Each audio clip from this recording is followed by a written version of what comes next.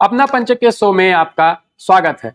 अपने इस शो में हम विंध्य से जुड़े महत्वपूर्ण मुद्दों को लेकर आते हैं जिनकी जानकारी आपको होनी जरूरी है। आज का विषय है बेरोजगार विंध्य। आपने जब भी विंध्य का नाम सुना होगा, विंध्य के प्राकृतिक संसाधन आपकी नजरों के सामने सहसा आ जाते हैं। इतना साधन संपन्न विंध्य बेरोजगारी से कैसे जूझ रहा है, इन सभी सवालों के जवाब हम अपने इस कार्यक्रम में खोजेंगे। हमारे साथ हमारे विशेषज्ञ जुड़ चुके हैं।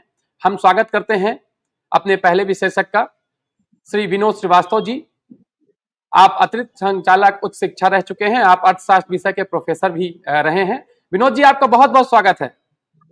धन्यवाद। साथ ही हमारे साथ जुड़ चुकी हैं अंजलि द्विवेदी जी। आपने बेरोजगार विंध्य पर एक रिपोर्ट की है और आप युवा पत्रकार हैं। अंजलि जी, आपका स्वागत है। जी धन्यवाद। इससे पहले कि हम अपनी रिपोर्ट देखें और उस पर चर्चा करें, हम सबसे पहले विनोद जी से जानना चाहेंगे कि बेरोजगारी क्या है, बेरोजगारी और क्या उसके प्रकार हैं। जी विनोद जी। नमस्कार सभी को। किसी भी देश में बेरोजगारी मुख्य रूप से दो प्रकार की होती है जी। एक शहरी बेरोजगारी और दूसरी ग्रामीण बेरोजगारी। शहरी बेरोजगारी का जो प्रकार है वो सामान्यतः शिक्षित ज्यादा होता है और अशिक्षित कम होता है। ग्रामीण बेरोजगारी में भी अब तो शिक्षित लोग बहुत अधिक मात्रा में आ चुके हैं, पर इसके बावजूद यहाँ का प्रतिशत और वहाँ के प्रतिशत में अंतर है। यहाँ हमारे देश में जो ग्रामीण बेरोजगारी है वह बेरोजगारी जब से देवलोध बांध बन गया है तब से विशेष रूप से रीवा संभाग में थोड़ा कम हुई है, और उसके पूर्व काफी अधिक बेरोजगारी यहाँ पर व्याप्त थी क्योंकि हम असिंचित क्षेत्र में रह रहे थे। अब सिंचित क्षेत्र में आ गए हैं, पर इसके बावजूद बेरोजगारी में अभी कमी नहीं आ पाई है। उसके मुख्य कारण यह है कि हम लोग सिंचित होने के बाद भी अभी बहुफसली उपयोग नहीं कर पा रहे हैं, कैश क्रॉप का उत्पादन नहीं कर पा रहे हैं, और परिणाम स्वरूप बेरोजगारी की स्थिति यथावत है। और जहां तक शहर का सवाल है, विंध्य क्षेत्र प्राकृतिक संपदा से संपन्न क्षेत्र है। इतना अधिक संपन्न है कि अगर हम कायदे से इसका दोहन करें तो आसानी से इस बेरोजगारी को दूर कर सकते हैं, परंतु अभी दोहन की समस्या है। जी विनोद जी, आपने बेरोजगारी में अपनी बात रखी और निश्चित ही इसका शहरी और ग्रामीण दोनों प्रारूप देखने को मिलते हैं। आगे की चर्चा हम करें इससे पहले आइए देखते हैं ये रिपोर्ट।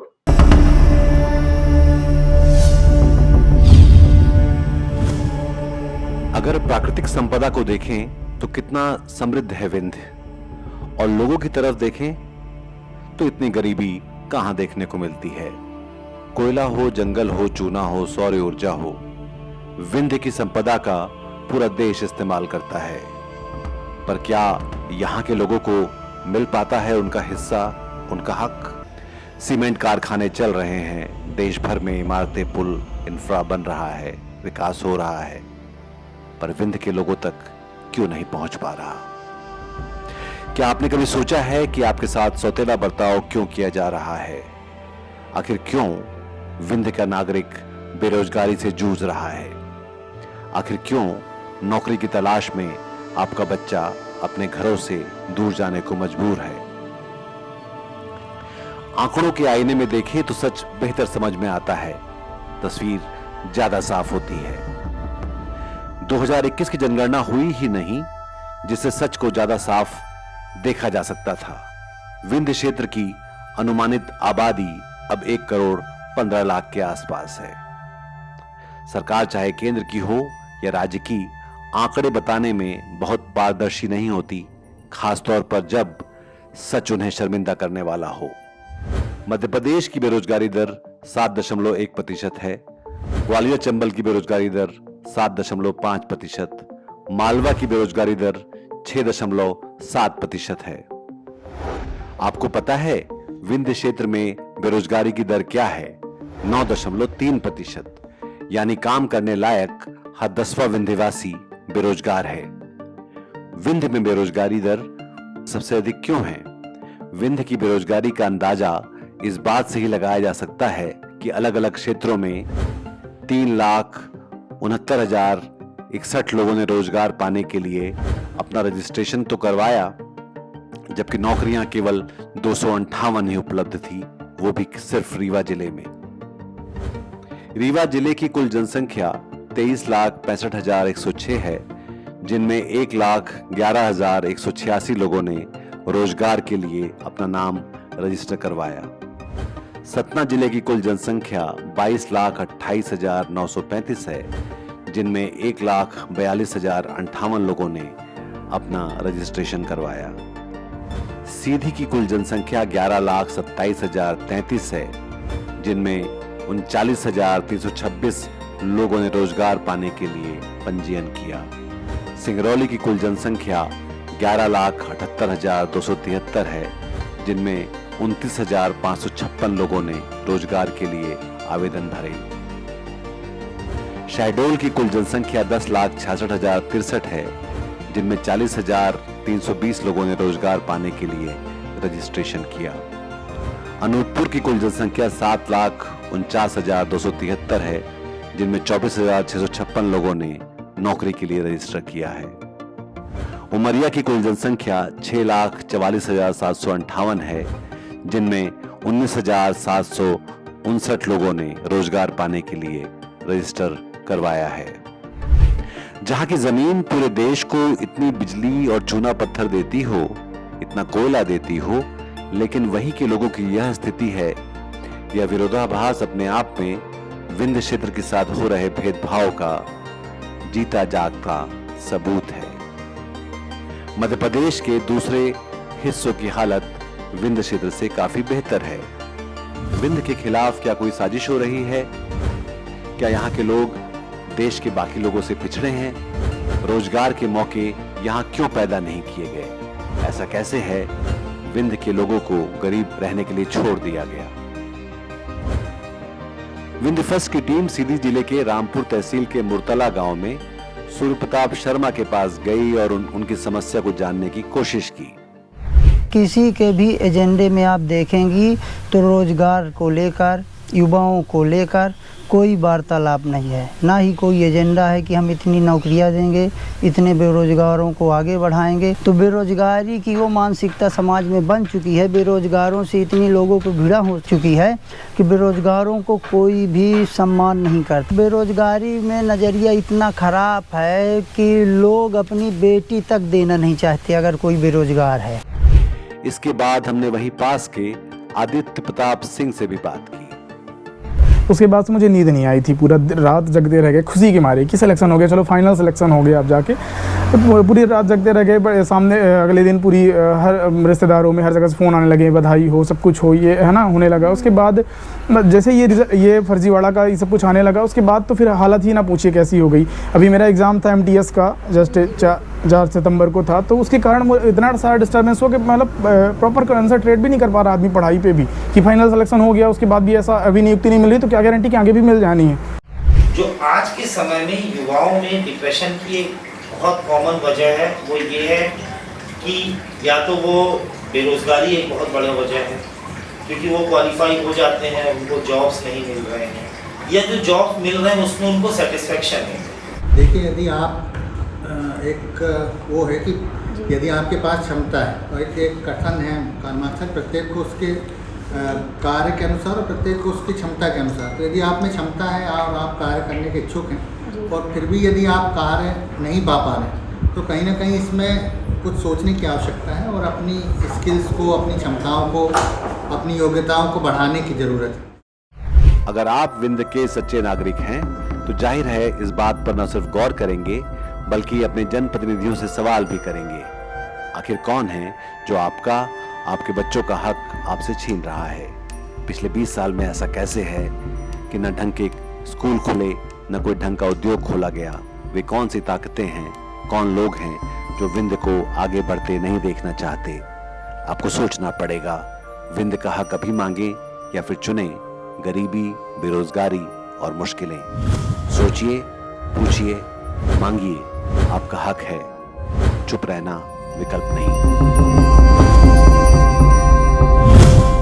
रिपोर्ट के बाद हमारे साथ जुड़ चुके हैं रावेन मिश्रा जी, आप वरिष्ठ अधिवक्ता हैं। रावेन जी, आपका बहुत बहुत स्वागत है कार्यक्रम में। धन्यवाद आप सभी का। रावेन मिश्रा जी, हम एक चर्चा कर रहे हैं, बेरोजगार बिंद विषय है, और हमारे साथ विनोद श्रीवास्तव जी पूर्व से जुड़े हुए हैं।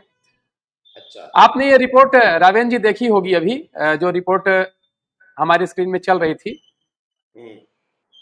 क्या कहना है आपका इस रिपोर्ट के ऊपर? इस रिपोर्ट को देख के क्या कहते हैं आप? विंध्य की बेरोजगारी को लेकर के आपने रिपोर्ट की। पहली बात जी तो आपने जी एक अच्छी सार्थक चर्चा शुरू की, जी जिसके अपने कोई परिणाम हो सकते हैं या कोई विषय उठाया है, इसके लिए आप सभी को बधाई है। जहां तक सवाल इसका है कि विंध्य में बेरोजगारी इतनी ज्यादा क्यों है, जी तो पहली बात तो मैं इसको साफ कर दूं कि बेरोजगारी अपने आप में पूरी दुनिया की समस्या है। कोई विंध्य प्रदेश की या मध्य प्रदेश की या हिंदुस्तान भर की समस्या नहीं है। अगर जी हम लोग पढ़े लिखे हैं तो अगर आज की दुनिया बहुत सिमट गई है, वो जी छोटी हो गई है। नेट पे, टीवी चैनल्स पे, इस सब पे अपने को दिखता है कि अमेरिका, इंग्लैंड सब बेरोजगारी से जूझ रहे हैं। जी तो जी एक ये सार्वभौम समस्या है, और इसका इलाज इतना आसान शब्दों में होना मुश्किल लगता है। जी लेकिन सवाल दूसरा ये है कि क्या इसके समाधान के लिए वास्तव में ईमानदारी के साथ प्रयास हुए? जी क्योंकि प्रयास होना एक अलग बात है, सफल होना एक अलग बात है। निश्चित। बहुत बार हम बहुत अच्छा प्रयास करके भी सफल नहीं हो पाते। जी तो इसका मतलब कि हमने प्रयास नहीं किया ये नहीं होगा। हमने प्रयास तो किया पर जी सफल नहीं हो। तो ये देखना, जो आप विंध्य प्रदेश के संदर्भ में अगर देखा जाए, जी ये जरूरी है कि असल में क्या वास्तव में प्रयास हुए ईमानदारी से। जी तो अगर हम पिछला 70 साल का इतिहास उठाएं, जी तो 70 साल में 1959 57 के पहले तक विंध्य प्रदेश ही था। जी 50 से 57 तक, 52 तक तो विंध्य प्रदेश तब शैशव काल में था। और जब कोई बच्चा पैदा होता है तो विकास करने की स्थिति में नहीं रहता, पहले अपने आप को मजबूत करता है। जी बिल्कुल। तो विंध्य प्रदेश का वो दौर था। विंध्य प्रदेश अपने आप में उसके बाद अपनी मौत को चला गया और मध्य प्रदेश में शामिल कर लिया गया। जी तो मध्य प्रदेश में शामिल होने के बाद विंध्य प्रदेश की जो प्रचुर धन संपदा, खनिज संपदा, यहाँ की जैव विविधता, यहाँ का इंटेलेक्चुअल बौद्धिक, जो यहाँ की बौद्धिक संपदा ही बड़ी जबरदस्त है। उसको हम जी बहुत बार भूल जाते हैं, केवल खनिज संपदा और इसको उसको ले लेते हैं। लोगों का दिमाग, उर्वरा दिमाग, इतना तेज दिमाग विंध्य प्रदेश के लोगों का, इन जी सब का उपयोग अगर वास्तव में पूछा जाए कि क्या हो पाया पूरी तरह से, तो मेरा जवाब होगा कि नहीं। जी विकास तो एक भिन्न, बेरोजगारी तो एक भिन्न विषय हो गया। जी बेरोजगारी हमेशा विकास से जुड़ा हुआ विषय है। जी बिल्कुल। जब विकास होगा तो बेरोजगारी अपने आप दूर होगी। या हम रोजगार देने का प्रयास कर रहे हैं क्या, रोजगार जी के अवसर उपलब्ध करा रहे हैं क्या? तो अब सवाल दूसरा खड़ा होता है कि रोजगार क्या जी केवल सरकारी नौकरी रोजगार है? और क्या इतनी सरकारी नौकरियां बन सकती हैं कि हर किसी को जी उपलब्ध करा दी जाए? मेरी समझ में जवाब होगा नहीं। रोजगार का मतलब केवल सरकारी नौकरियां नहीं है। रोजगार का मतलब लोगों को वहां पर उद्योग धंधे बनाने के लिए, लगाने के लिए प्रेरित करना।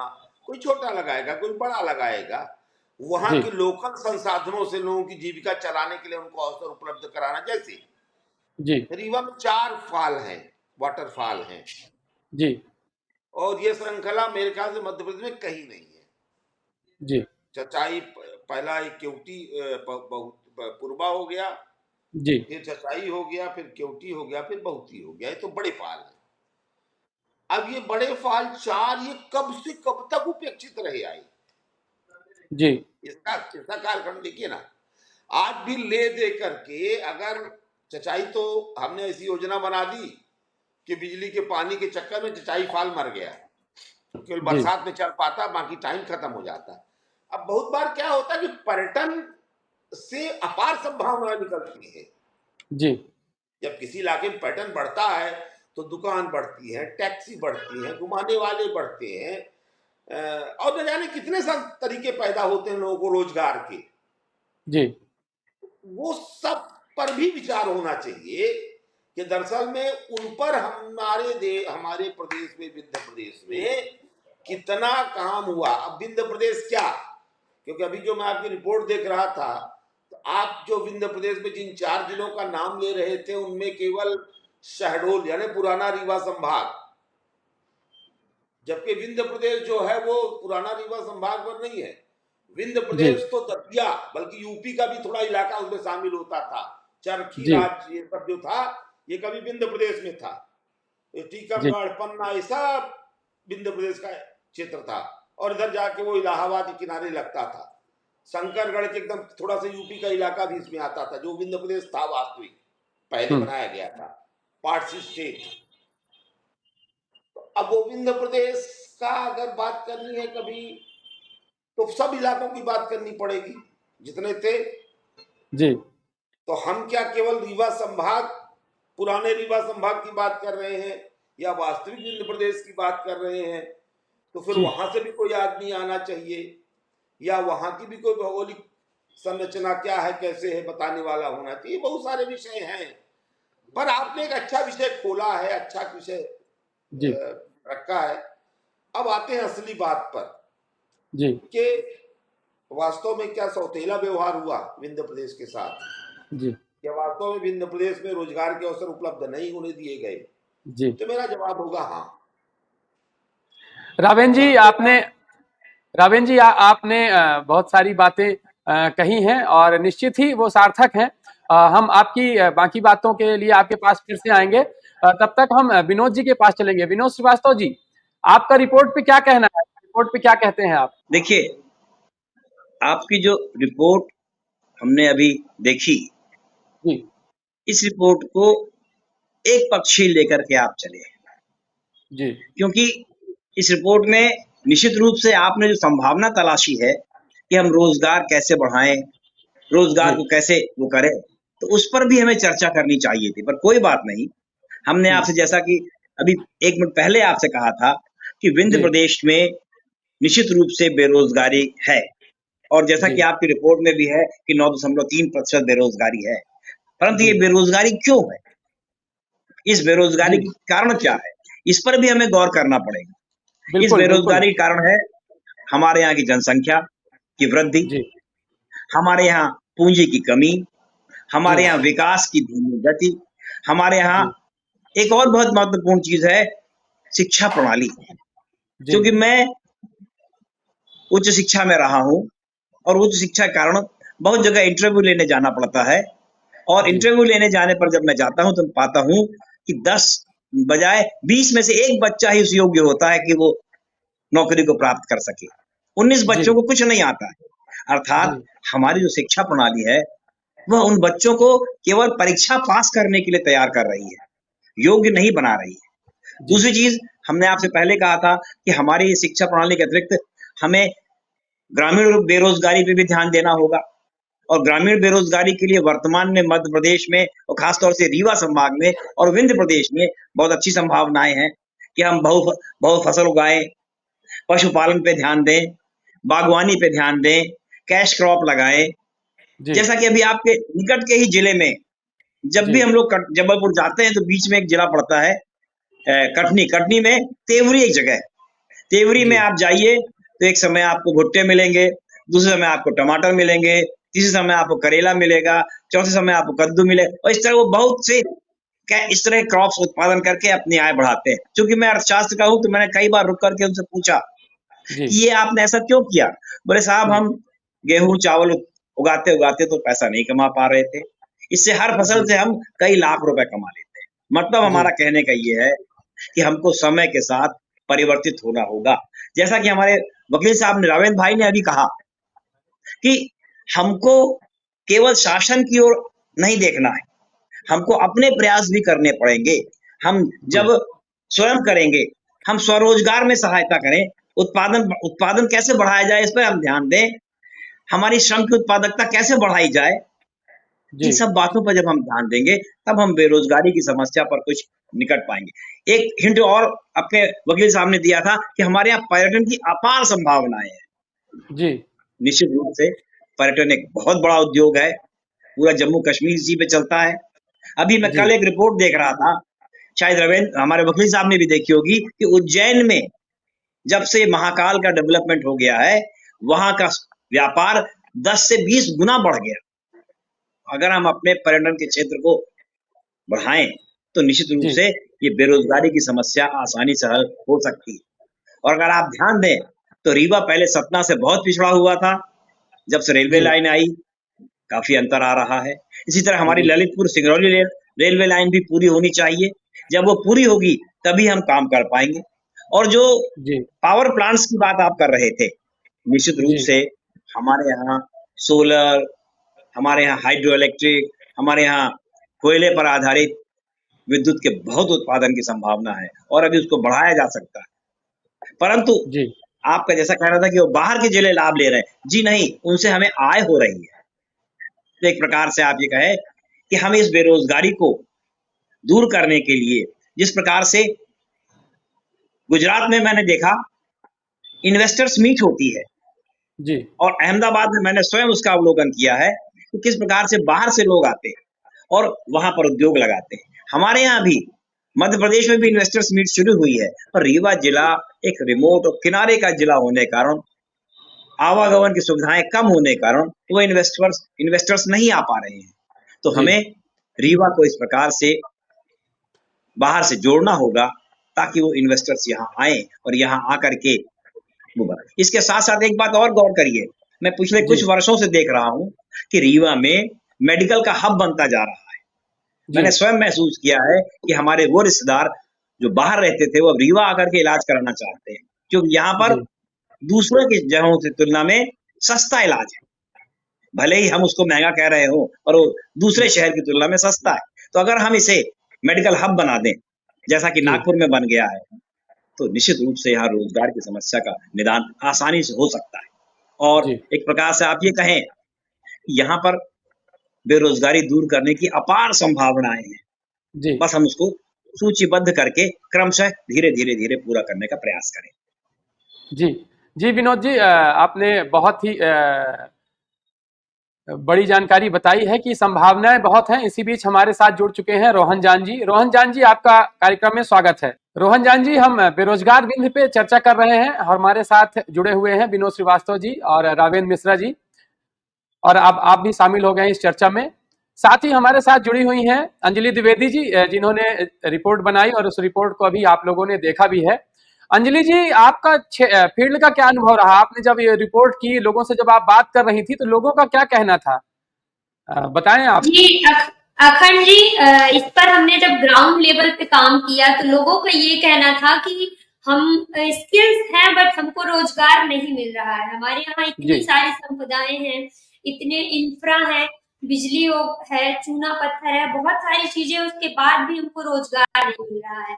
तो इस पर हमने ग्राउंड लेवल पे भी उनसे बात की कि आपके यहाँ तो शासन बोलती है कि इतने सारी चीजें हैं, आपके पास क्यों रोजगार नहीं मिल रहा है, क्यों आप रोजगार के लिए बाहर जा रहे हैं? तो उनका सीधे तौर पर कहना था कि सरकार चाहे जिसकी हो बट हमारे लिए कोई काम नहीं हो रहा है।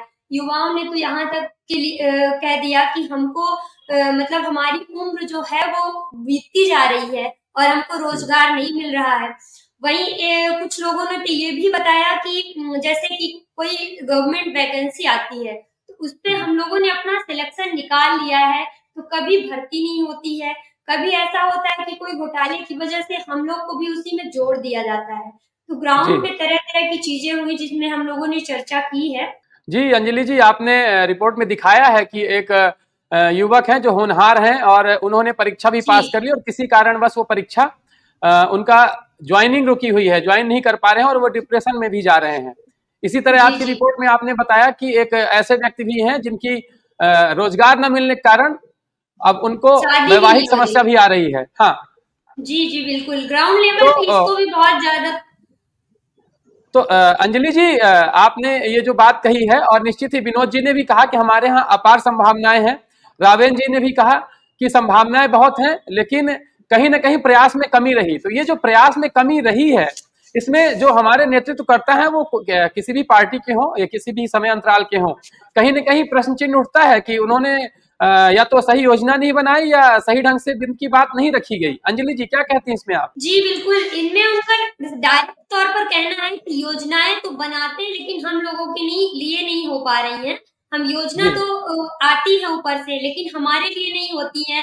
हम उनमें अपनी मेहनत उतनी ही करते हैं, भले ही जैसा कि विनोद जी ने कहा कि लोगों के पास स्किल्स की कमी होती है। 20 लोगों में अगर हम जाते हैं इंटरव्यू करने तो एक ही सेलेक्ट होता है। तो उस हिसाब से अगर लोगों में डिग्रियां तो रहती हैं, नॉलेज नहीं रहता है, लेकिन नॉलेज कुछ तो ऐसे रहते हैं कि जो डिग्री लिए रहते हैं ग्रामीण अंचल से आते हैं, तो उनमें डिग्री ही रहती है। जिस बेस पे ग्रामीण स्तर पर उनको शिक्षा मिलती है, वैसे उनके पास नॉलेज होती है, लेकिन उनके जो पारिवारिक जीवन है उनको वो कैसे चलाएंगे इस तरह से, अगर उनको रोजगार नहीं मिल रहा। जैसे कि हमारे विनोद जी ने कहा कि हमारे सोलर प्लांट पे 24% बिजली जो है वो हमारे विंध्य क्षेत्र से आती है, रीवा जिले के सोलर प्लांट से जाती है, लेकिन उस पर क्या है कि बाहर के लोग रोजगार कर रहे हैं और क्षेत्रीय लोग, हम मानते हैं कि रीवा जिला के लोगों में इतना जो स्किल्स है वो नहीं होगी, लेकिन अदर जो डिस्ट्रिक्ट हैं जैसे कि सीधी, सतना, शहडोल, उमरिया, यहाँ के लोगों में भी क्या इतनी स्किल्स नहीं है कि उनको रोजगार दे दिया जाए।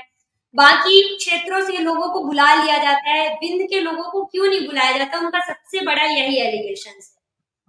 जी अंजलि जी, आपने जो बात कही है उससे कई प्रश्न तैयार होते हैं, और उन प्रश्नों का जवाब भी हम खोजेंगे निश्चित ही अपने इस कार्यक्रम में कि यदि लोगों में स्किल नहीं होती या उनमें हुनर नहीं होता तो उन्हें रीवा से बाहर जाने में कैसे काम मिल जाता। यदि हम पलायन की दर, हमारा एक कार्यक्रम पलायन पे भी होगा, पलायन की दर में हम बात करेंगे तो वो भी हमारे रीवा क्षेत्र में सबसे ज्यादा है। यहाँ से लोग पलायन करके बाहर जा रहे हैं और वही लोग वहां काम कर रहे हैं। तो ये सारी बातें होंगी। हम रोहन जान जी के पास चलते हैं कि बेरोजगार बिंद पे रोहन जी आपका क्या कहना है, आप क्या मत रखते हैं? पैनल को धन्यवाद देना चाहूंगा, आज मुझे ऐसा अवसर प्राप्त हुआ।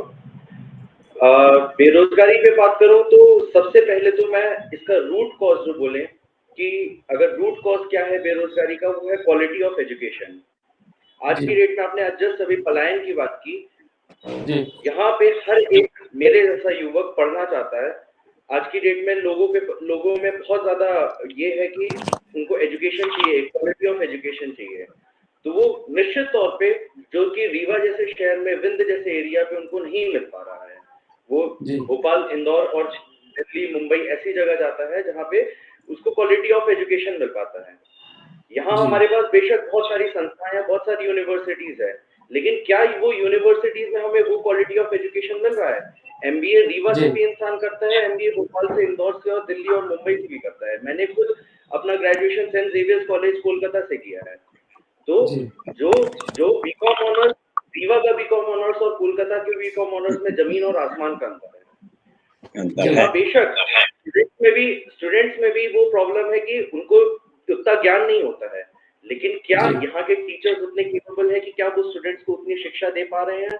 क्या हम बुकिश नॉलेज के साथ साथ प्रैक्टिकलिटी जो बोली जाती है कि आपको प्रैक्टिकल नॉलेज होना चाहिए। एमबीए में सबसे इंपॉर्टेंट होता है मार्केटिंग, सेल्स। बच्चों को मार्केटिंग क्या होती है वो नहीं पता है, सेल्स क्या होती है वो नहीं पता है। दूसरी चीज ऑब्वियसली जो आपने बताया कि पलायन, ब्रेन ड्रेन, सिर्फ विंध्य नहीं, भारत देश इस चीज से ग्रस्त है कि भारत में इतने ज्यादा युवा लोग हैं जो कि एजुकेटेड क्लास में हैं, लेकिन नौकरी नहीं मिलने के कारण जैसे जैसे वो विंध्य से बाहर की ओर जा रहे हैं, भोपाल, इंदौर और बाकी बड़े शहर जा रहे हैं, वैसे ही भारत देश से भी वो विदेश जा रहे हैं, जिसके कारण हमारा भी प्रोड्यूस है बेसिकली, ये युवा और ये स्टूडेंट्स हमारा ही प्रोड्यूस है, लेकिन वो आज हमारी क्षेत्र को उसका एडवांटेज नहीं मिल पा रहे हैं।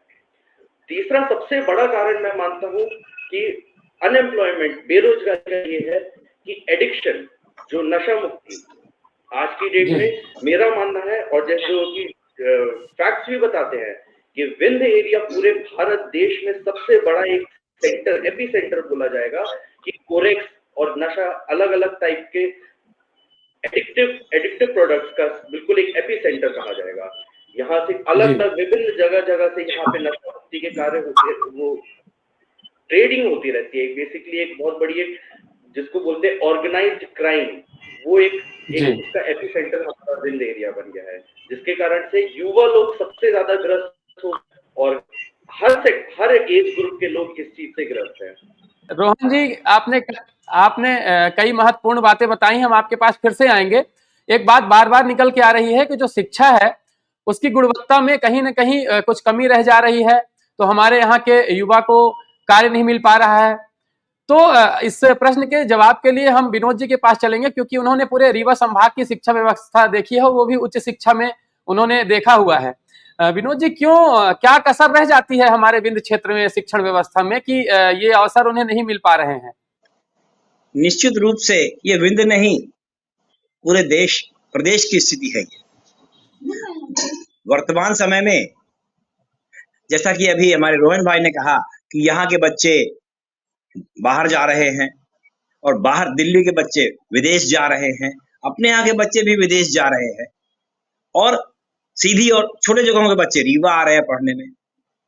जी। अंतर सिर्फ इतना है, जहां तक हम उच्च शिक्षा और शिक्षा की बात करें, शिक्षा दो तरह की है, एक स्कूल एजुकेशन और एक कॉलेज एजुकेशन। उच्च शिक्षा, स्कूल एजुकेशन में भी कमियां हैं जी। वहां पर बच्चा 8वीं पास कर लेता है, 5वीं पास कर लेता है और उसे कुछ भी नहीं आता। मजबूरी में स्कूलों को उनको आगे बढ़ाना पड़ता है जी। और यही हाल उच्च शिक्षा का भी है। उच्च शिक्षा में भी अपनी अपनी कई विसंगतियां हैं। इसके लिए शासन स्तर पर प्रयास होना पड़ेगा। अब देखिए, प्राइवेट इंस्टीट्यूट से बच्चे क्यों आगे जा रहे हैं, शासकीय इंस्टीट्यूट से बच्चे क्यों नहीं निकल पा रहे उतने अच्छे? जी। दोनों में जो मूलभूत अंतर है वो यही है कि एक तरफ प्राइवेट स्कूलों के बच्चे जहां के टीचर लो पेड हैं, वो बहुत आगे पढ़ते हैं, अच्छा पढ़ रहे हैं, और ठीक इसके विपरीत दूसरे स्थान के बच्चे उतने आगे नहीं बढ़ पा रहे हैं। इसका मतलब है हमारी प्रणाली में बदलाव की आवश्यकता है और नई शिक्षा नीति के अंतर्गत हम इस प्रकार से करने का प्रयास कर रहे हैं कि हम 10th के बाद से ही उनका स्टार्टअप तैयार करें, उनका जॉब तय करें कि आप आगे पढ़ने की जरूरत नहीं है, आप अपना जॉब ढूंढिए। आपको जिस चीज की में रुचि है, सबसे मेन चीज तो उसके रुचि के हिसाब से उसको अपना कार्य योजना बनानी चाहिए और उस कार्य योजना के आधार पर फिर उसको कार्य करना चाहिए। जिसको प्लम्बर बनना है वो प्लम्बर बने, जिसको कारपेंटर बनना है वो कारपेंटर की दिशा में जाए, यानी जो जिस स्तर का है वो उसी स्तर में जाए। जैसा कि हमारे भाई रोहन ने कहा, MBA, निश्चित रूप से रीवा में भी MBA हो रहा है, दिल्ली में भी MBA हो रहा है और विदेश में भी MBA हो रहा है और तीनों जगहों के जो बच्चे हैं उनके आय में स्वयं अंतर है। हमारे रोहन भाई देख रहे हैं क्या अंतर है। तो ये अंतर क्यों है? ये अंतर मुख्य रूप से हमारी प्रणाली का अंतर है।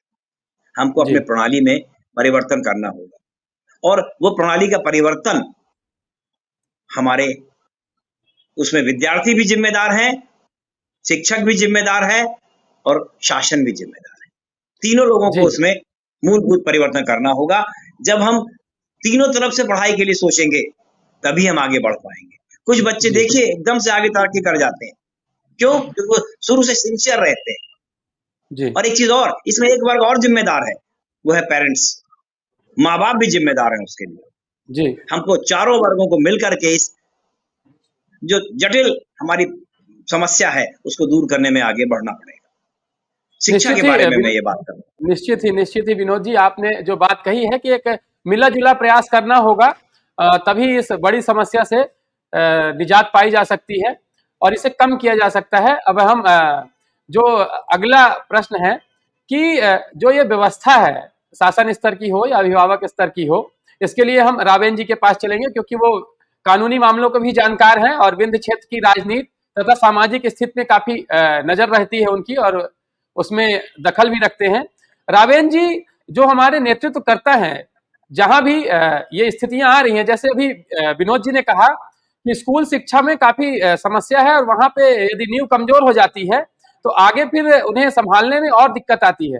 तो जो हमारे नेतृत्व करता है वो अपने क्षेत्र में क्या देख रहे हैं या क्या नेतृत्व कर रहे हैं कि जो मूलभूत सुविधाएं हैं वही लोगों को नहीं मिल पा रही हैं और इस तरह की बड़ी समस्या तैयार हो जाती है बेरोजगारी जैसी। रावेल जी। देखिए, शिक्षा के बारे में जैसा कि विनोद जी ने कहा, शिक्षा सबसे ज्यादा मजाक हुआ है हमारे हिंदुस्तान में, पूरे जी हिंदुस्तान में। आप उसको जी छोड़िए, अंग्रेज गया तो लॉर्ड मैकाले की शिक्षा पद्धति छोड़ के चला गया। लॉर्ड मैकाले क्या था, थोड़ा सा विषय थोड़ा सा वो हो जाएगा, अब चूंकि ऐसी जी छुट्टी है तो बात तो कहनी पड़ेगी। लॉर्ड मैकाले क्या था? लॉर्ड मैकाले कहता था हिंदुस्तान में बाबू पैदा करो, हमको बाबू चाहिए, बाकी हमारे सब लोग रहेंगे। ऐसे लोगों की फौज बनाओ जो बाबू से ऊपर कुछ नहीं सोच पाए। तो उसने एक ऐसी शिक्षा पद्धति तैयार कर दी कि जिसमें बस ये अक्षर ज्ञान करो, वो चीजें पढ़ो जिसका तुम्हारे जीवन में कोई उपयोग नहीं होना है। अब जी केमिस्ट्री हर आदमी को क्यों पढ़नी चाहिए भाई? KCl है, H2O है, जिसको उस जी पर शोध करना वो पढ़े। जी चित्रकला, ये सब तो ये नई शिक्षा पद्धति जिसमें आदमी का दिमाग कुंद हो जाता था। बस वो हाथ से हरा, हाथ से लाल से लाल, ऐसा करते करते पूरा टाइम गुजार दो। तो ये जी प्रयोग चलते चलते, और हम इसको फिर अपने आजादी के बाद भी हमने इसको जारी रखा 50 साल तक, 60 साल जी तक। वही जो कहते हो चलता रहा, वही जो कहते हो चलता रहा, वही निकालो। सबसे बड़ा IAS, सबसे बड़ा IAS, सबसे बड़ा IRS, सबसे बड़ा IFS, बाकी सब बेकार। तो इसके चलते जी क्या हुआ कि बहुत सारी चीजों को तो हम तोड़ते चले गए शिक्षा पद्धति से। शिक्षा में हिंदुस्तान की मौलिक वृत्ति को जोड़ना, हिंदुस्तान के आदमी की मौलिक आवश्यकता को जोड़ना, उसकी जी हिंदुस्तान की मौलिक सोच को जोड़ना, मौलिक जी समझ को जोड़ना, ये काम तो होने ही नहीं पाया। क्योंकि हिंदुस्तान की आजादी के बाद की जो शिक्षा पद्धति थी, उस पर रोमिला थापर जैसे लोगों का और जैसे लोगों का, इनका सब कब्जा हो गया था। जी ये जवाहरलाल नेहरू विश्वविद्यालय हो, चाहे ये शिक्षाविद हो, जो भी बने हुए थे, ये बनाते थे और ये उसमें छाप देते थे जिनका बाबर से लेकर के न जाने किसका किसका किस्सा, जी जो हमारे लिए कोई उपयोगी नहीं था। तो ये प्रयोग बहुत दिनों से चला है, इसको एकदम से आप खत्म नहीं कर सकते। पर अभी ये 15-20 सालों से इसमें परिवर्तन की गुंजाइश 10 सालों में बनी है राष्ट्रीय स्तर पर, और अब ये जी चीजें ठीक करने की कोशिश की जा रही है जिसकी आवश्यकता है। जैसे विनोद जी ने एक बात कही, पूरी दुनिया में है ये बात, हम लोग बहुत कम जानते हैं जब कि ये पूरी दुनिया में है कि अमेरिका जैसे देश में 12वीं के बाद की पढ़ाई आपकी सरकार की तरफ से नहीं है। जी 12वीं तक फ्री है, वो सरकार की जिम्मेदारी। उसके बाद फिर खूब महंगी है वो पढ़ाई। आप कॉलेज में जाओगे, यूनिवर्सिटी में जाओगे तो पैसा दोगे तभी जाओगे, नहीं तो नहीं जाओगे। जी तो वहां कौन जाता है? जिसको आगे पढ़ना है। नहीं तो वही जैसे का प्लम्बर बन जाओ वो भी नौकरी है, इलेक्ट्रीशियन बन जाओ वो भी नौकरी है, AC मैकेनिक सुधारने वाला बन जाओ वो भी नौकरी है, वेटर बन जाओ वो भी नौकरी है। नौकरी के बहुत जी सारे रूप है ना। हमारे यहाँ क्या हो गया था, हम नौकरी को केवल क्या मानते थे, शिक्षा मास्टर साहब बन जाए स्कूल में, या बाबू बन जाए कलेक्टर में या कहीं और, बस ये जी हमारी नौकरी थी। हमारा नौकरी का दायरा रीवा वालों का इतना था, आगे की सोच हमको पनपने ही नहीं पाती थी, ना हमारे पास आने पाई। तो शिक्षा का तो खूब मजाक हुआ, फिर नकल के केंद्र खुले। अब वो सब किस्सों में नहीं जाऊंगा मैं, नकलों के बिल्कुल थोक भंडार बन गए। 11वीं 12वीं 5-10 साल ऐसा चला कि पूरी रीढ़ टूट गई रीवा संभाग की पढ़ने वाले लड़कों की, क्योंकि वो नकलची आ गए तमाम, मेरिट पे उनको नौकरियां मिलने लगी। अब बताइए कोई आदमी नकल करके और 90% उसके आगे वो बैठा भी नहीं उस जमाने में। अब आज जो पढ़ा रहा किसी लड़के को, क्या पढ़ा रहा होगा वो, और आप नंबर दे रहे हैं, 90 नंबर के आधार पर दे रहे हैं। तो ये बहुत प्रयोग हुए, बहुत बड़ा विषय है। आपने जो शिक्षा डाल दी तो ये तो अकेला ऐसा विषय है जो कम से कम लंबा वो मांगता है। मैं इसको खत्म कर रहा हूँ यहीं पर, इस विषय पर, क्योंकि आगे बढ़ता चला जाएगा। तो शिक्षा हमारी कमजोर थी, हमारी भर शिक्षा कमजोर नहीं है, कमजोर तो पूरे देश की शिक्षा थी, लेकिन हमारी और कमजोर थी। क्यों? क्योंकि हम हमेशा ये जो पिछड़े लोगों का इलाका था, जो राजा जी थे यहाँ, उन्होंने कभी ट्रेन नहीं आने दी। ट्रेन बहुत बाद में आई, ट्रेन न आने से हमारा विकास रुका रहा। विकास रुका क्या रहा, हम बाहरी दुनिया से परिचित ही नहीं हो पाते थे। ये पिछला 20-25 साल 30 साल का मौका है जब रीवा ने 25 साल में उतनी तरक्की कर ली जितनी 70 साल में नहीं की थी 50 साल में। जी क्यों कर ली, जी कभी सोचिए। और जब तरक्की करता है कोई शहर तो रोजगार के अवसर तो उत्पन्न होते हैं। तो मैं ये मानने को तैयार तो नहीं हूं कि नहीं साहब रोजगार के अवसर उत्पन्न हुए। आज अगर 1 लाख की आबादी में घर बने, थोड़ा सा उदाहरण के लिए समझा रहा हुआ, बेरोजगारी निश्चित रूप से है, प्रयास और करना चाहिए, इससे दो मत नहीं है। मैं उससे भाग नहीं रहा हूं कि आप तो सरकार का बचाव करने लगे, नहीं। मैं केवल ये कह रहा हूं कि अगर शहर में 10,000 मकान तो होंगे ना, 10,000 मकान में अगर 1,000 मकान में एसी लग गए हैं, तो एसी मैकेनिक 1,000 मकानों के लिए तो तैयार हो गए ना, तो उनको काम तो मिल गया ना कोई तो उस काम को कर रहा है। उतने घरों में नल तो लगने लगे ना, तो प्लम्बर को उतने काम मिलने लगे, बिजली वाले को। तो ऐसा नहीं कि रोजगार बढ़ा नहीं, बिल्कुल रोजगार जहां खड़ा था वहीं खड़ा है, रोजगार भी बढ़ा है, लेकिन असमानता है। और हमारे जो संसाधन थे, अब जैसे हमारे संसाधन सीमेंट है विंध्य प्रदेश का, तो जहां तक रीवा जिले का सवाल है, रीवा जिले में सीमेंट के पत्थर नहीं है, ये भ्रम नहीं होना चाहिए। जेपी के पास जो थोड़ा सा है वो सतना की बेल्ट ही है, और जो उधर बघवार के पास है वो भी सतना जिला ही है, सारा कुछ सतना में है, रीवा में कुछ नहीं है। पथरा है तो काला पत्थर है तो सिगरौली में है। तो रीवा को अगर केवल अकेले जोड़ना चाहेंगे तो रीवा के पास सच पूछे तो उस तरह संसाधन ही नहीं है। हमारे पास केवल पर्यटन है, और पर्यटन अपने आप में हीरे से कम नहीं है। अभी ये जो टापू का पार्क बन गया, ये बहुत बड़ा पर्यटन स्थल बन सकता है अगर इसको डेवलप करते बना हमसे तो। ऐसे ही छोटे छोटे पर्यटन स्थल विदेशों में गया हूं, देखा है मैंने, उनको क्या डेवलप कर रखा है लोगों ने कि बाहर लाइन लगी रहती है पैसा देने वाले। ये रोजगार देंगे, जब लोग देखने आएंगे तो बाहर दुकानें खुलेंगी, किसी को काम मिलेगा, कोई साइकिल चलाएगा, कोई कुछ करेगा, कोई फुग्गा बेचे। तो ये रोजगार तो ऐसे धीरे धीरे इकट्ठा होता है, कौन किस लायक है। हर आदमी तो बड़ा बड़ा रोजगार करने लायक है नहीं, कोई ड्राइवर बनेगा, कोई कुछ करेगा। इसलिए निश्चित रूप से संगठित होकर के रोजगार के लिए प्रयास करने की पूरी आवश्यकता है। और जिस दिशा में हमारी सरकार ने, इस वर्तमान सरकार ने काम भी किया है, और उसमें ये सोलर प्लांट पहले तो नहीं बन गए थे, आज ही बन रहे हैं, पहले क्यों बन गए? सब पहाड़ तो पहले ही पड़े हुए थे। बाकी जो उद्योग धंधे, जो बाढ़ का पानी आया, जैसे जल साधन खुले तो खेतों की सिंचाई बढ़ी, तो बेरोजगार आदमी की, भले उसने अपने को रजिस्टर्ड करा रखा बेरोजगार रूप में आज भी जिले में, लेकिन वो खेतों में काम कर रहा अपना। और खेती अब घाटे का धंधा थोड़ी रह गया है, जब से पानी आ गया जहां वहां खेती घाटे का धंधा नहीं है। तो इसलिए एकदम से सहमत नहीं हूं कि हमारे साथ बहुत ज्यादा गड़बड़ है, लेकिन हाँ, मध्य प्रदेश को जब देखो पूरे, और वहां की राजनीतिक सत्ता को देखो भोपाल से जो संचालित हो रही है, तो ऐसा लगता है कि विंध्य प्रदेश का जितना माल जाता है उस हिसाब से हमको दिया कम जाता है। इसको कहने मुझे कोई गुरेज नहीं है, भले ही सत्ता हमारी है।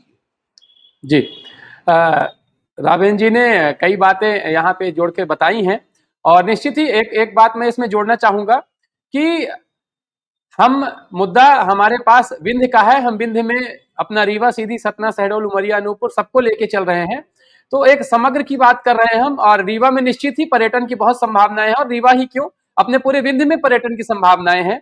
यदि हम देखें तो सतना में आप चित्रकूट और मैहर देख सकते हैं, जहां लोग आते ही हैं। एक यदि पूरी चैन बना दी जाए, एक कनेक्शन कर दिया जाए, और एक ऐसी योजना बने कि जब पर्यटक आए तो हमारे सारे क्षेत्र देख के जाए। आप बांधवगढ़ देख सकते हैं, अपने यहाँ अमरकंटक देख सकते हैं, मतलब पूरे विंध्य में पर्यटन की अपार संभावनाएं हैं। और हम बात कर रहे हैं अपने पूरे विंध्य की। यदि हम देखें तो कोई ऐसा नहीं है कि रीवा की बात हम कर रहे हैं, बात सिंगरौली की भी हम करेंगे। अंजलि जी के पास रिपोर्ट है। अंजलि जी, आपने रिपोर्ट में अपने बताया है कि सिंगरौली की क्या स्थिति है और शहडोल की क्या स्थिति है। वो डेटा इन्होंने रिपोर्ट में अपने बताया है कि हमारा जो पूरा विंध्य क्षेत्र है, हम बात कर रहे हैं मध्य प्रदेश में विंध्य के महत्व की, जो हमारा विंध्य क्षेत्र है उसका महत्व क्यों कम है और यही बेरोजगारी सबसे ज्यादा क्यों है। मालवा का प्रतिशत 6.7 है और विंध्य का प्रतिशत 9.3 है। तो ये एक बड़ा सवाल खड़ा करता है। और यदि हम देखें तो पूरे विंध्य क्षेत्र में 3,69,061 लोगों ने पंजीयन करवाया था रोजगार के लिए, जिसमें 258 लोगों को नौकरी मिली थी। तो ये एक बड़ा अंतर निकल के आता है, वो भी नौकरी रीवा क्षेत्र की थी। तो इसी तरह से हमारा जो पूरा विंध्य क्षेत्र है वहां कई बड़े सवाल खड़े हो रहे हैं। और जो स्कूल शिक्षा की बात हुई, अंजलि जी की टीम ने स्कूलों का भी निरीक्षण किया था। अभी भी बिल्कुल अंजलि जी, आ रहा हूं आपके पास, अभी भी ऐसी स्थितियां हैं कि स्कूलों में शिक्षक नहीं है, ऐसी स्कूलें हैं जिनमें शून्य शिक्षक हैं या 2 शिक्षक हैं, 1 शिक्षक है। ऐसे में पहली से 5वीं तक की पढ़ाई चल रही है और कैसे एक ही क्लास में बैठ के 5वीं तक के बच्चे पढ़ेंगे और कैसे देश का भविष्य सुधरेगा, कैसे रोजगार मिलेगा, ये सारे सवाल हैं। ये जो रोजगार की स्थितियां हैं, इसके समाधान में आप क्या कारण देखते हैं, कैसे इसका समाधान खोजा जा सकता है, कैसे एक योजना बनाई जा सकती है तो रीवा में या विंध्य क्षेत्र में पूरे रोजगार के अवसर सृजित हों? पूरे विंध्य क्षेत्र में हम देखेंगे अपने यहाँ बहुत संभावनाएं हैं, लघु उद्योग की संभावनाएं हैं, कुटीर उद्योग की संभावनाएं हैं, प्राकृतिक संपदा हमारे पास पर्याप्त है। कैसे देखते हैं आप इसको, रोहन जी? जी, मैं जब बाहर अपनी ग्रेजुएशन तो मैंने एक बहुत अच्छी चीज देखी थी। वहाँ जो उच्च शिक्षा रहती है, वहाँ पे हमेशा एक सोसाइटी, जो भी अच्छे कॉलेजेस रहते हैं, वहाँ एक सोसाइटी नामक प्लेसमेंट सेल बनाया जाता है। प्लेसमेंट सेल मतलब रोजगार प्रदान करने का एक, उसका सिर्फ और सिर्फ वो कभी भी आपको एजुकेशन या शिक्षा प्रोवाइड नहीं करता है। उसका सिर्फ और सिर्फ ये एक मोटिव रहता है कि बच्चों के कम्युनिकेशन स्किल, कौन से वो स्किल रहते हैं जिसके कारण आप अगर कोई भी आप फील्ड में जाएं तो सिर्फ और सिर्फ आपको बुकिश नॉलेज जरूरी नहीं रहेगी किसी भी एक स्टूडेंट के लिए। एक उसका कम्युनिकेशन स्किल, अलग अलग तरीके के स्किल्स जरूरत होते हैं। कोई भी किसी भी प्रकार की आप नौकरी की बात करें, कॉर्पोरेट के हो, चाहे तरीके से ITI से रिलेटेड, प्लम्बर और इलेक्ट्रिशियन ऐसे रिलेटेड हो, स्किल्स बहुत महत्वपूर्ण होते हैं। मैं ये मानता हूँ कि विंध्य के जितने भी कॉलेजेस हैं, हम कंपनीज को अट्रैक्ट करने में बहुत बुरी तरीके से फेल रहे हैं। किसी भी फील्ड में रहे हो, जितने भी अपन कोई भी डिपार्टमेंट्स लें, कोई भी MBA, BCom, MSc, BSc, इन सब में हम जो प्राइवेट कंपनीज जो आते हैं, बच्चों को एम्प्लॉय करते हैं, चाहे छोटे लेवल के हो, लेकिन रीवा जैसे शहर में ही ऐसे प्राइवेट संस्थाएं हैं जो कोचिंग के नामक चल रही हैं और वो बहुत ही सक्सेसफुली बच्चों को एम्प्लॉयमेंट देने में सक्षम है। जी, मैं अपने बारे में बता दूं, मैं जॉन टॉवर का संचालक भी हूँ। हमारे ही टॉवर में एक प्रो स्किल नामक एक संस्था खुली है जो सिर्फ और सिर्फ फोकस यही करता है कि बच्चों को ऐसी स्किल्स डेवलप करे, ऐसे कम्युनिकेशन स्किल डेवलप करे जो उनको रोजगार प्रदान कर सके, और वो बहुत अच्छी तरीके से चल रहे हैं। अभी यहाँ बायजूस जैसे अलग अलग संस्थाएं खुल चुकी हैं। तो जब ये संस्थाएं एजुकेशन ही प्रोवाइड कर रही है, रीवा जैसे शहर में ही रह रही है, विंध्य में ही है हमारे, और वही हमारे विंध्य में ही कितने टाइम से अलग अलग विभिन्न संस्थाएं रही हैं जो एजुकेशन को शिक्षा प्रदान कर रही हैं। निश्चित रूप से रोहन भाई से सहमत हूँ। यहाँ का जो पहली बात तो ये अपन जो शिक्षा में जा रहे हैं, सब दिशा अपनी आज के टॉपिक की बदल रही है ना? तो मैं शिक्षा की तरफ न जाते हुए पुनः अपने बेरोजगारी की तरफ आना चाहूंगा कि हमें बेरोजगारी दूर करने के लिए मुख्य रूप से अपने यहाँ स्वरोजगार में सहायता देने वाले संस्थाओं को बनाना पड़ेगा। हम ऐसे वो काम करें जिससे रोजगार मेले लगाएं, जिससे शिक्षित बेरोजगारी दूर हो सके। अशिक्षित बेरोजगारी के लिए भी उनको ट्रेंड करने का प्रयास करें कि कैसे वो फसल उत्पादन अधिक करें, पशुपालन कैसे करें, कैसे कैश क्रॉप लगाएं, इन सब पे हमें विशेष ध्यान देना होगा। हम जैसा कि हमारे अपने वकील साहब अभी कह रहे थे कि हमें शासकीय नौकरी और दौड़ने की आवश्यकता नहीं है, हमें स्वयं दूसरों को नौकरी देने के लिए आवश्यकता है। हम ये चाहें कि सरकारी नौकरी हम करें ना, हम तो कहेंगे कि हम दूसरे को रोजगार दें। दूसरे को रोजगार कैसे देंगे? जब हम स्वयं रोजगार खोलेंगे, और स्वयं रोजगार खोलने के लिए हमें अपने क्षेत्र को, जिसमें भी हमारी विशेषता है, अगर हम फसल में खेती में जाना चाहते हैं तो कृषि में रोजगार खोलें, पशुपालन करें, कितना संभावना है हरित क्रांति की भी और दुग्ध क्रांति की भी। न केवल इसमें ही, हर क्षेत्र में हमारी आवश्यकता है। हम ये चाहते हैं कि मध्य प्रदेश को भी इन्वेस्टर्स मीट लगा करके छोटे छोटे जगहों पर इस तरह से प्रयास करने चाहिए। और हम निदान की ओर चलें, किसका दोष है, कौन दोषी है, किसके कारण से क्या नहीं हुआ, ये बातें तो होती ही रहेंगी। हमारे जो दर्शक हैं उनको उनके पास एक ऐसा उपाय हो कि वो क्या कर सकें। जैसा कि विनोद जी ने अभी बात रखी है अपनी, और उन्होंने अपनी बात जोड़ी कि हमें लघु उद्योग पे, स्वरोजगार पे, इन बातों पे भी ध्यान देना होगा, क्योंकि यदि रोजगार के अवसर मिल नहीं रहे हैं तो हमें भी निर्मित करने होंगे, सृजित करने होंगे, और हमें अपने स्किल बढ़ानी होगी। इसके लिए जरूरी है कि जो हमारे नेतृत्वकर्ता हैं, जो शासन प्रशासन में लोग बैठे हुए हैं, वो जो योजनाएं चल रही हैं लोगों को स्वावलंबी बनाने के लिए, उनका सही क्रियान्वयन हो। जी चलते हैं रावेन जी के पास। रावेन जी, एक यदि कहें तो समग्र जो निदान है, इसके निदान में हम क्या कर सकते हैं, कैसी योजना बनाई जाए, इसमें शासन प्रशासन या नेतृत्वकर्ता क्या करें तो रोजगार के अवसर बेहतर हों और ये जो बेरोजगारी की समस्या है इसका हल हो सके। रावेन जी। 2 कदम तुम भी चलो, 2 कदम हम भी चलें, इसका जी ये निदान है।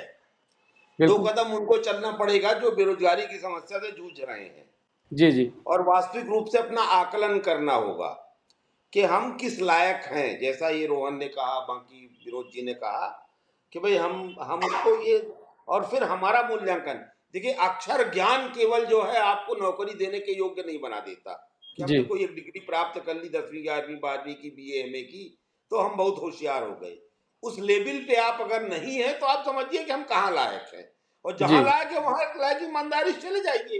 भाई आज जी ITI जो पढ़ा लड़का है, अब ध्यान दीजिएगा अपने जी आसपास के लोगों में, ITI पढ़ा लड़का जो है वो 20 से 25,000 रुपया महीना कमा रहा है। पहले जी ITI को हम घृणा से देखते थे, ITI करने क्या, कितना गंदा लड़का है, इसे जी कुछ नहीं। ITI वाला, ITI में ये सब आ जाते हैं, इसी वाले भी, वेल्डर भी, बाकी सब लोग। फिर एक खेती वाला। तो हम जो मल्टी उद्योग धंधे हो गए, या क्या कहते हैं अपना पर्यावरण, सॉरी पर्यटन हो गया, जी उद्योग धंधों के लिए हमारे पास कितना मुफीद अवसर है, कितनी चीजें हमारे पास है, ये सब भी देखना पड़ेगा। हम जी बहुत बड़े उद्योग धंधे क्या लगा पाएंगे? एक जेपी लगी थी तो उसका हाल जो था वो चले गया। जी और दूसरा, कितने हमारे पास उद्योग धंधे इस तरह के बड़े बड़े हैं कि उद्योग धंधों के लिए बाकी संभावनाएं भी होनी चाहिए कि क्या चीजें हमारे पास है। भाई रॉ मटेरियल कहाँ से आएगा, पब्लिक जी या सस्ता लेबर है या सस्ती जमीन है, बहुत सारी चीजें होती है। अब उस पर जाएंगे तो बहुत आगे चला जाएगा। मेरा केवल ये कहना है कि हमको अगर इस बेरोजगारी से निदान लेना है तो जो गांव में जो हमारी संस्थाएं हैं, चाहे वो कुटीर उद्योग वाली हों, चाहे वो पहले जैसे कपड़ा बनता था, पहले जैसे बर्तन बनते थे, मिट्टी के कुल्हड़ बनते थे, पत्ते बिकते जी थे, बड़े अच्छे होते थे, पर्यावरण के लिए उपयोगी होते थे, उनको जीवित करने की फिर से आवश्यकता है, उनको फिर से काम देने। और ये काम जब मिलेगा तो गांव हाट फिर से जिंदा हो जाएगा। ये गांव हाट शब्द अगर आपको याद आ जाए, आप में से बहुत सभी लोग गांव जी के लोग हैं, एक आध को छोड़कर, तो आज से 30 साल पहले गांव में हाट लगा करती थी 10-20 जी गांव के बीच।